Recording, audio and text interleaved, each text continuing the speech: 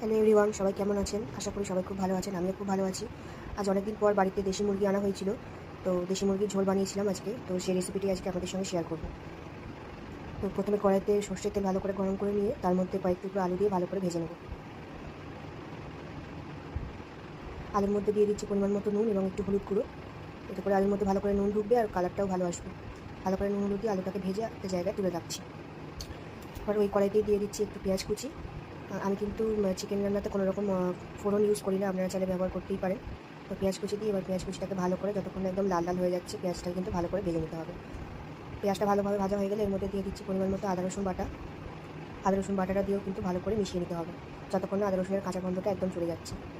ভালো করে মেশানো হয়ে গেলে এর মধ্যে একে একে গুঁড়ো মশলাগুলো দিয়ে দিচ্ছি পরিমাণ মতো হলুদ গুঁড়ো, পরিমাণ মতো লাল লঙ্কার গুঁড়ো, যে যেরকম ঝাল খাবেন সেই অনুযায়ী দেবেন। স্বাদ মতো নুন দিয়ে দিলাম, অল্প 1 চামচ মতন দিয়ে দিলাম ধনের গুঁড়ো, দিয়ে দিচ্ছি একটু কাশ্মীরি লাল লঙ্কার গুঁড়ো, এরপরে ভালো কালার আসবে।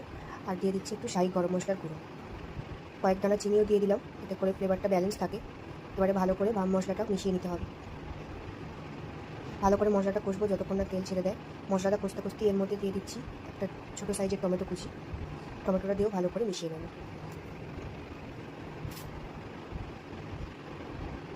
দেখুন মশলাটা থেকে একদম তেল ছেড়ে দিয়েছি, তেল উপরে ভেজে উঠেছে। যতক্ষণ এরকম তেল বেশি উঠবে ততক্ষণ কিন্তু মশলাটাকে কষিয়ে নিতে হবে। মশলা যত কষানো হবে মাংসের টেস্ট কিন্তু তত ভালো আসবে। এখন আমার তেলটা একদম ছেড়ে দিয়েছে, মশলাটা কষা হয়ে গেছে। এবার আমি দিয়ে দিচ্ছি আগে থেকে পরিষ্কার করে ধুয়ে রাখা চিকেনের টুকরোগুলো। এটা কিন্তু দেশি মুরগি, আর আমি কিন্তু মাংসটাকে কোনো কিছু দিয়ে ম্যারিনেট করিনি, এমনি জল দিয়ে ধুয়ে এর মধ্যে দিয়ে দিলাম। এবার ভালো করে মশলার সাথে মাংসটাকে মিশিয়ে নিতে হবে। ভালো করে মেশাতে মেশাতে এর মধ্যে দিয়ে দিচ্ছি ভেজে রাখা আলুগুলো, তাহলে আলুগুলোর মধ্যেও ভালো করে ফ্লেভার ঢুকবে। আলুগুলো দিয়ে আরেকবার ভালো করে মিশিয়ে নিচ্ছি। এবার ঢাকা চাপা দিয়ে মাংসটাকে ভালো করে কষিয়ে নিতে হবে। প্রায় 7-8 মিনিট পর আমি ঢাকনাটা খুলে আরেকবার কষিয়ে নিচ্ছি মাংসটা, নাড়াচাড়া করে নেব। ভালো করে কষাতে হবে মাংসটা, আবার চাপা দিয়ে দিলাম।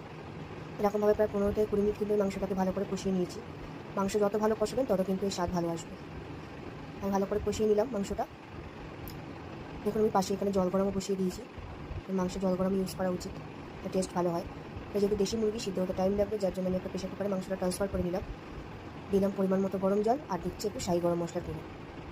এবার প্রেশার কুকারে দিয়ে দিলাম মাংসটা। প্রথমে আঁচ বাড়িয়ে 2টো সিটি দিয়েছিলাম এবং আঁচ কমিয়ে আরও 7 থেকে 8টা সিটি দিতে হবে। প্রেশারে হাওয়াটা যখন পুরোপুরি পড়ে গেছে তখন আমি এটাকে একটা জায়গায় সার্ভ করে নিচ্ছি। দেখুন মাংসটা কত সুন্দর দেখতে হয়েছে, কালারটাও কিন্তু দারুণ এসছে, আর মাংসটা কিন্তু একদম সুন্দর সিদ্ধ হয়ে গিয়েছিল। তো রেসিপিটা আপনাদের কীরকম লাগলো অবশ্যই জানাবেন। যদি ভালো লাগে তাকে একবার ট্রাই করে দেখতেই পারেন। আর ভিডিওটা ভালো লাগলে অবশ্যই একটা লাইক করে দেবেন, শেয়ার করে দেবেন, আর ভালো লাগলে আমার চ্যানেলটা সাবস্ক্রাইব করে দেবেন। ধন্যবাদ।